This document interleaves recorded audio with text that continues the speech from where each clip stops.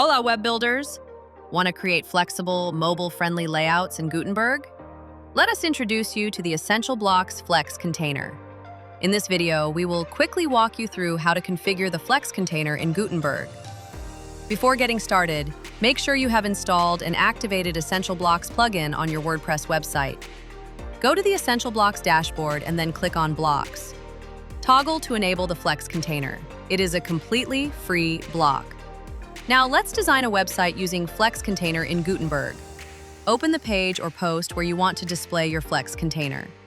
Search for the Flex container block and insert it into the section that you want. There are 12 container layout options. Select the one that best suits your content. For example, we selected the asymmetric grid. You can fine-tune the layout and enhance the design however you like. The container lets you add any Gutenberg block. We are adding an advanced image and a text block for this tutorial.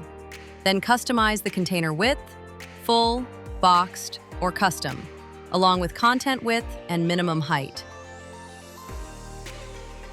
The layout settings give you full control using Flexbox options. You can adjust direction, justify content, align items, and wrap behavior to precisely control how elements are positioned inside the container. After making all the changes, click on Save. So let's take a look at your website to see how it turned out.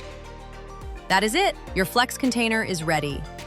This is how easy it is to align, space, and style your content effortlessly in Gutenberg with Essential Blocks.